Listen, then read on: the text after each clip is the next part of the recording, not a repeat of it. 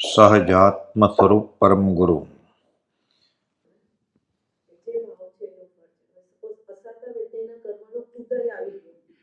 ક્યાં કર્મનો ઉદય આવી ગયો?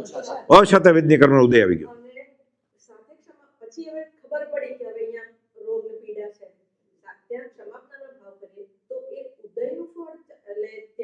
ત્યાં કેના ભાવ કરીએ? ક્ષમાપનાના. કોની ક્ષમાપના? હા તો ના ખબર છે, જ્ઞાનીને ખબર છે, હમણાં આપણે કાઢીએ. હા ભાવ કરીએ એવું. હા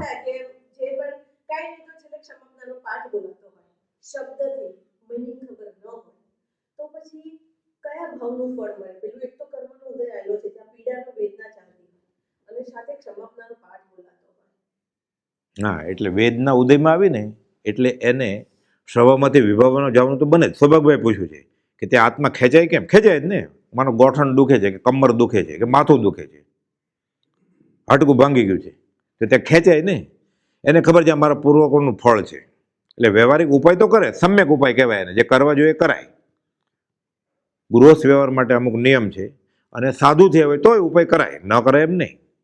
અને એ દેશે પહોંચી ગયો તો ઉપાય ન પણ કરે. પછી તો આગળ જીનકલ્પી વ્યવહાર છે, ફરિયાદ ન કરે. આંખમાં કાચનો ટુકડો પડ્યો હોય તોય પણ કોઈ કાઢી દે તો કાઢવા દે, નહીં તો ન કાઢે, સહન કરે. પણ આ બેન કહ્યું છે એમ, હવે એને વેદના થાય છે ત્યારે જ્ઞાનીની વાત એને ખબર છે. પહેલાં જ્યારે બધું બરોબર હતું ત્યારે એને સાંભળ્યું છે, વાંચ્યું છે, વિચાર્યું છે યથાશક્તિ. સત્સંગમાં સાંભળ્યું છે કે આ મારા કરેલા કર્મનું ફળ છે, મારે વ્યવહારિક ઉપાય કરાય પણ સંભાવે મારે સહન કરવા છે. તો ત્યારે શું કરવું જોઈએ કે તારું મન પરો વાંચવામાં. અરે અત્યારે વાંચવામાં કેમ ચિત્ત ચાલે? તપશ્ચર્યા કરવા માંડ. અત્યારે કેવી રીતે કરે? એટલે જાપ કરવા માંડ. એટલે જે કર્મ આપણને નડે છે અત્યારે આ કેસમાં આપણને વેદનીય કર્મ નડે છે, અશત વેદનીય. એટલે સજાત્મ સ્વરૂપ પરમ ગુરુ સજાત્મ બોલે કે હું આ મટાડવા માટે પ્રાર્થના નથી કરતો, પણ હવે આવા કર્મ ફરીવાર ન બંધાય. અને આ કર્મ બાંધતા જો મને આટલી પીડા થાય છે તો હું આ નિર્જરી નાખું સંભાવથી. એટલે કુપોદે કહ્યું છે કે જૂના કર્મ વેદતી વખતે એ ધ્યાન રાખજો કે નવા તો બંધાતા નથી આના જેવા કે આના કરતા આકરા. એટલે મંત્ર સ્મરણ, જાપ સ્મરણ કરે. આ સાધન આપ્યું છે સજાત્મ પરમ ગુરુ, તો એનો ઉપયોગ એમાંય જાય ને બોલવામાં. એટલે ત્યાં ઓલી પીડા તો થાય જ છે, પણ પીડામાં જે આર્તજન થતું હતું, કે માથું દુખતું હતું, એ થોડું ઘટી જાય ને. પીડા તો એટલી જ છે પદાર્થ વિજ્ઞાનની દ્રષ્ટિએ. મેલેરિયા જંતુ ફરે જ છે મેડિકલ દ્રષ્ટિએ, પણ એનો ઉપયોગ ઓછો જાય છે. અને આ સંભાવથી એટલે આર્તજન નથી કરતો, અથવા ઓછું કરે છે. સીધું તો કેમ વયું જાય ટોટલ? ઓછું કરે છે. એટલે બંધ, શુભનો બંધ પડે, અશુભનો ઓછો બંધ પડે. એમ કરતાં કરતાં કુપોદે 772, 73, 74માં સમજાવ્યું છે કે અશુભનો બંધ મંદ થાય, શુભનો બંધ સારો થાય, ચડી જાય. એટલે અશત વેદની વહી જાય. પછી ત્યારે એને એવી દવા મળી જાય. હવે એનાથી વિરુદ્ધ અશત વેદનીનો ઉદય છે અને એ અસમ્યક ઉપાય કરે. આ તારે લીધે થયું છે એમ કરીને બોલાવો ડૉક્ટરને જલ્દી. ડૉક્ટર કે એવી દવા આપે, અભક્ષ સાવધ્ય દવા કહેવાય એને, કે હિંસાવાળી. એનો ઉપાય કરે ત્યારે કદાચ મટી પણ જાય. પછી એવો બંધ પડે. અને ઘણી વાર ન થયો કે દાખલ કર્યા ને ઇન્જેક્શનની આડઅસર થઈ, એટલે એને અશુભનો બંધ હતો જ, એટલે રોગ થયો અશત વેદનીય. એમાં ઈલાજ કરવા ગયો, આર્તજન હતું, પાપનો ઉદય ત્યારે આવ્યો. ખાલી સનતકુમાર ચક્રવર્તી એવું વિચારે છે કે આ રૂપ શું? અત્યારે તું નાવા બેઠો છું પંચુબને ખેળ લગાડીને, રાજ દરબારમાં મને જોવા આવજો.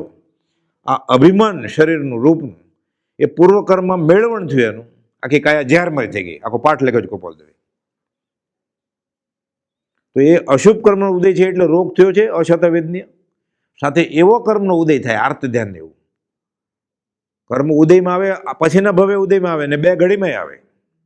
પ્રભુજી સમજાવતા કે એરંડિયું લે તો કે બીજા ભવે ઉદયમાં ન આવે કર્મ, 2 કલાકમાં આવે ઉદય.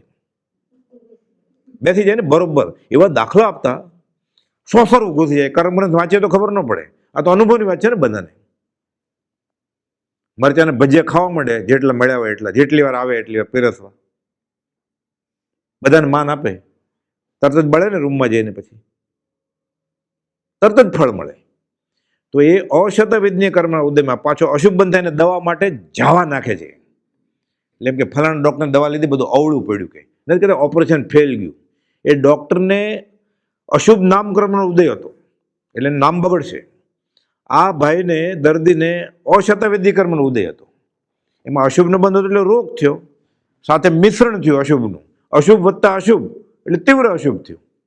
એટલે હવે 3 દિવસને બદલે 2-3 મહિના 15-20 લાખનું બિલ થાય, 30 લાખનું બેંક બેલેન્સ ખલાસ થાય, પછી ઘરે આવવો હોય તો આવે ને ન પણ આવે. વ્યવસ્થિત ગણિત છે. પણ ત્યારે આ મંત્ર જાપ કરે કે જ્ઞાનીની આજ્ઞાનું આરાધન કરે કે વિચારે હજી એટલી બધી અવસ્થા નથી અથવા એટલો મક્કમ છે, આ બધું આંખમાંથી પાણી જાય છે, કારણ કે દેહના દંડ દેહ ભોગવે છે. તો બંધ ન પડે તો ઓલી વેદના વહી જાય. જે વેદના 6 મહિના ચાલવાની હોય 6 અઠવાડિયામાં વહી જાય. જૈનેતરમાં દાખલો છે રામકૃષ્ણ પરમહંસનો. નવકાર મંત્ર આવડતો નથી, મહાવીરને માનતા નથી વેદાંત. કોઈ જૈન અને વેદ જન્મથી જ વ્યાર હોય કે માં શક્તિ, માં ભવાનીને પૂજે. ગળાનું કેન્સર થયું આ કાળમાં, એને જે ટ્રીટમેન્ટ આપીને એની ચોથી પેઢીને હું રૂબરૂ મળેલો છું. ગળાનું કેન્સર, બોલે ને એટલે શ્વાસ ઘૂંટાય, શ્વાસ ચડે અને આંખમાંથી આંસુ જાય વેદના.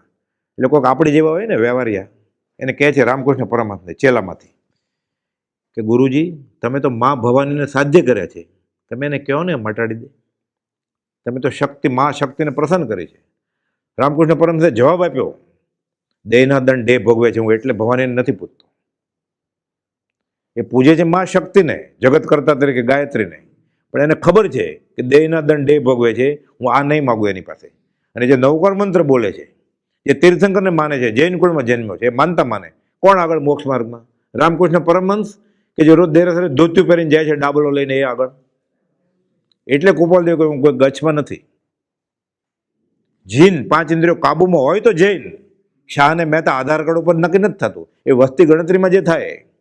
મોક્ષમાળામાં લખ્યું છે જૈન કુળમાં જન્મે એટલે એને શ્રાવક ગણવો એ યથાર્થ નથી. તો માર્ગે ચડી ગયા છે આ કૃપાલદેવે. આખા નરસિંહ મહેતા, પ્રીતમ, મીરાબાઈ, સુંદરદાસ માર્ગે ચડી ગયા છે બધા. માર્ગાનુસારી કબીર માર્ગાનુસારી કયા છે. એ માર્ગે ચડી જાય ને રાગદ્વેષ વયા જાય એના, એટલે નવકારમાં જ આવી ગયા. નવકાર નથી આવડતું તોય નવકારમાં આવી ગયા. આ તો એક સંપ્રદાયની વાત થઈ ને. નવકાર તો ખોટું નથી કાંઈ. આત્મજ્ઞાન હોય તો બધું સાચું જ છે, ખોટું કાંઈ છે જ નહીં. સત્પુરુષની વાણી મળ્યા પછી આની સમજણ ખોટી છે, ભૂલ ભરેલી. કૃપાલદેવ એમ કહે છે ભાગવત જો સત્પુરુષ સમજાવે તો ક્ષણમાં જ્ઞાન કરી નાખે. વચનામૃત 201. સમજાવડો કોણ છે? અને જૈનના આગમ પણ કોઈ સંપ્રદાયના આગ્રહે વાંચશે તો જીવને છૂટોમાં કામ લાગશે નહીં. બપોરે પ્રશ્ન પૂછેલો ને આપણે કે ફલાણા સાધુ આગળ બેઠો 2 કલાક, ભગવા કપડાવાળા હોત તો બેઠત ન બેસત. કેમ? એ અમારા સંપ્રદાયના નથી, એટલે તમારું છે ને. આત્મજ્ઞાન સાથે મારે સંબંધ નથી, મારે અમારો ગચ્છ ટકવો જોઈએ. છોડી મત દર્શન તો ગાય છે ને. ગચ્છમતની જે કલ્પના તે નહીં સદવ્યવહાર, એટલે ગેરવ્યવહાર કર્યો ને. શું માર્ગ આપ્યો છે કૃપાલદેવે. ગાંધીજીને 530મો પત્ર લખ્યો ને કૃપાલદેવે, 27 પ્રશ્નોનો જવાબ છે. એક પ્રશ્નમાં 2 કે 3 પેટા વિભાગ છે, એટલે ટોટલ 60 થી 80 પ્રશ્નનો જવાબ છે. બધું આવી ગયું, રામ, કૃષ્ણ, જૈન, બૌદ્ધ, મુસ્લિમ, ક્રિશ્ચન, બધું. ક્યાં એમ લખ્યું છે કે ડાબલો લઈને દેરાસર જાઓ ધોતિયું લઈને જાઓ? તો નાય નથી. ક્યાંય લખ્યું છે મોહપતિ લેજો એટલે યાતના રહે? મૂળ ધર્મ જ ખબર નથી. તો જે બાકીની બધી ક્રિયા છે તો સંપ્રદાયની ક્રિયા છે, એ ન કરવી એ વાત નથી. અહીંયા શું કરવું એ વાત છે. જ્ઞાનીની વાણી વિધેયાત્મક હોય છે, નિષેધાત્મક નહીં. આમ નહીં કરો એમ નહીં, આમ કરો. એટલે ન કરવાનું એ છૂટી જ જાય ને. પછી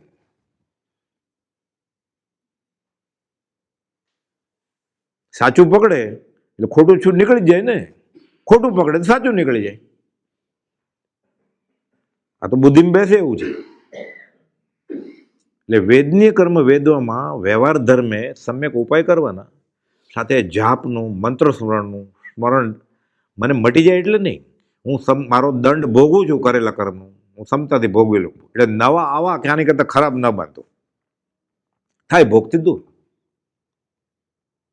પણ માનતા માને એટલે ઉદય આવેલા કર્મને જીનેન્દ્ર ભગવાનને ન અટકાવી શકે.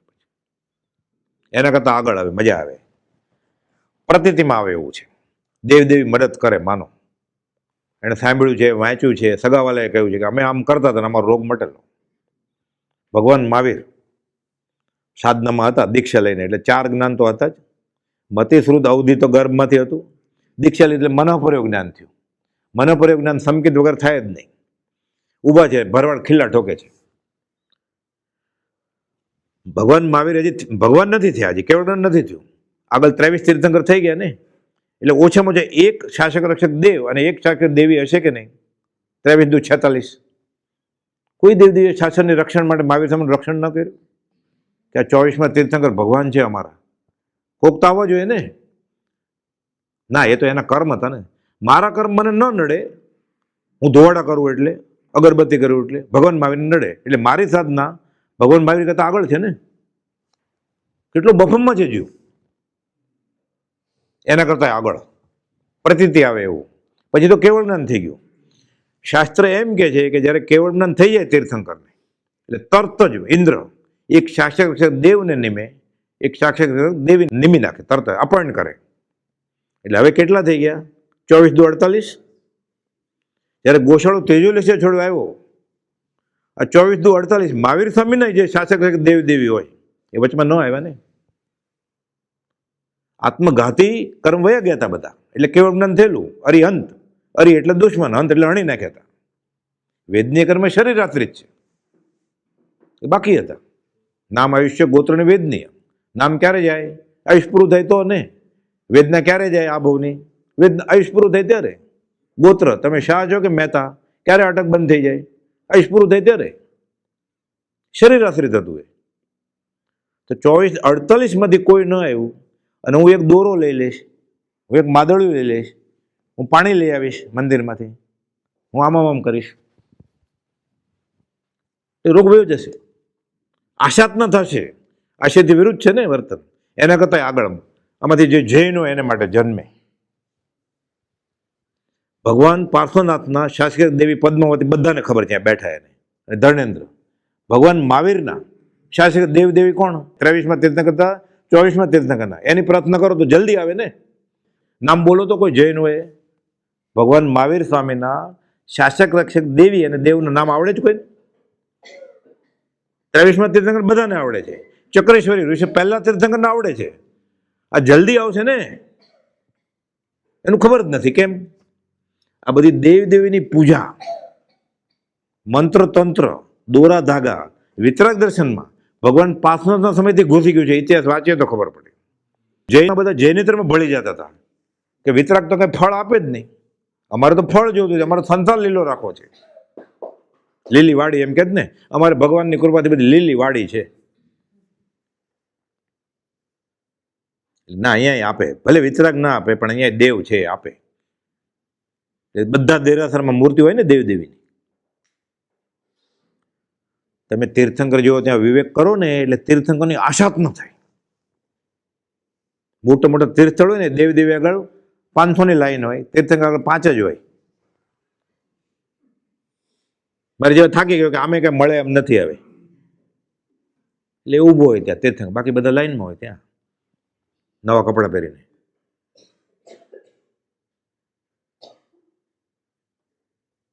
મિથ્યાત્વ છે, ગૃહિત મિથ્યાત્વ. નામે નથી આવડતું એને ભગવાન મહાવીરના શાસક દેવ દેવીનું. સિદ્ધાયિકા અને માતંગી, આ તો કહી દઉં છું, કોકને જિજ્ઞાસ હોય તો. હિંમત ન હોય ને પૂછવાની, એટલે કહી દઉં છું. હિંમત કેમ ચાલે પૂછવાની? ઓલું ગોખાઈ ગયું છે કે મને ફળ મળે ને. એને કહેવામાં આવે કે પદ્માવતી કે ધર્મેન્દ્ર સામે ઊભો રહેજે એટલે તને લગ્ન થઈ જશે. ત્યાં વર ઘડીને મૂક્યા છે ને, ગાળા, ગોરા, કાળા, 6 ફૂટ 5 7 5 6 ના, BCom BSc BA, departmental store છે ને, વર ઘડી રાખ્યા જ બધા. પછી સંતાન જોઈએ છે એટલે સંતાન ઘડી રાખ્યા જ ને, કે તમે આમ કરજો, માળા કરજો, મંત્ર આપે, વ્યવસ્થિત મંત્રો. સંસ્કૃતમાં એટલે ધર્મ જ થઈ ગયો ને. પ્રભુજી સમજાવતા, કોઈ ગુજરાતીમાં બોલીએ કે હિન્દીમાં બોલીએ એટલે વ્યવહારિક વાત લાગે, પણ સંસ્કૃત બોલીએ તો મંત્ર લાગે ને, ધર્મની વાત લાગે ને. પછી બાપા તો હવે બહુ બુઢા થઈ ગયા, બ્રાહ્મણ મંત્ર આપતા તો બહુ ઘરકી સારી હતી, પણ આ દીકરાને કંઈ આવડતું નથી, તને શીખવાડું કે મારી સાથે ફરવાનું, કે જો બોલ તને પૂછે ને કે ગરમ ભોજન હોય તો કેમ ખાવું, એટલે એમ નહીં બોલવાનું, ઉનમ ભોજન માં લગાડી દો ને, કે ઉનમ ભોજન કેમ કરી ખાબમ, તો કે ફૂકમ મારો મને ખાબમ. સંસ્કૃત આવડી ગયું ને, કે ફૂક મારવાનું, ગરમ ભોજન ખાવાનું. એ તારે મ લગાડતો જાવ ને સંસ્કૃત થઈ જાય એટલે બધા તને મારી જેમ તને આપશે બધા પૈસા. મેં આટલા વર્ષથી આ જ કર્યું છે.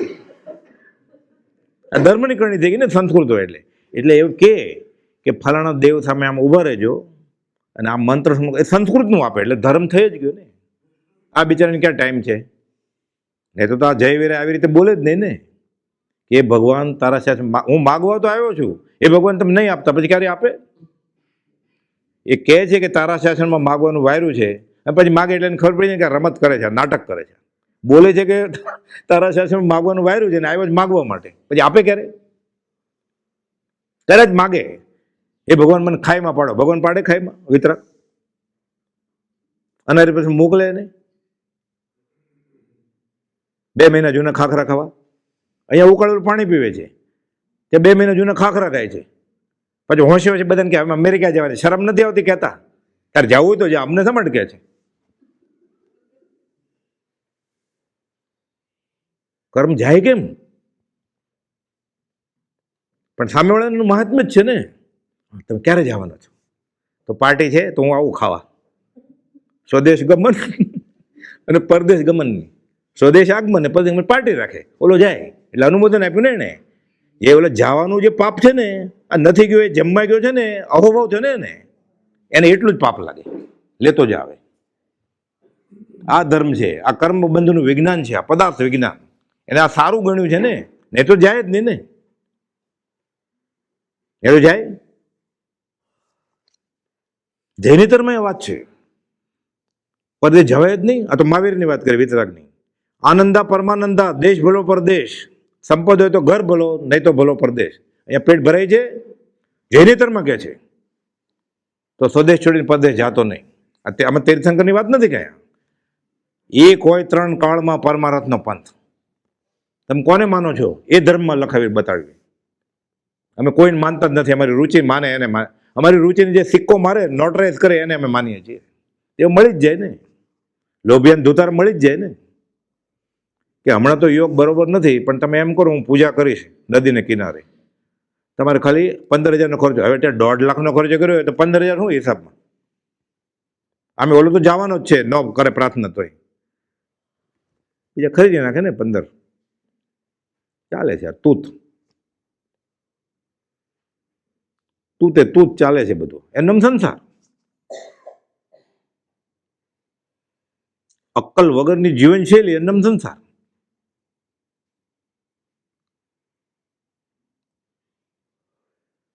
વયા ન જાય ક્યાંય. ખરો સાધક હોય તો વધે પણ ખરા.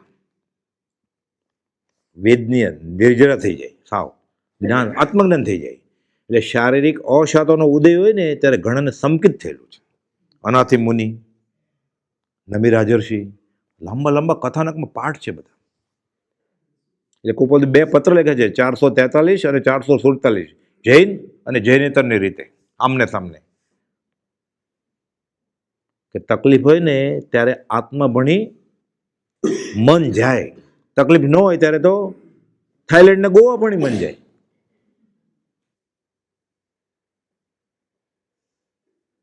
બોલો.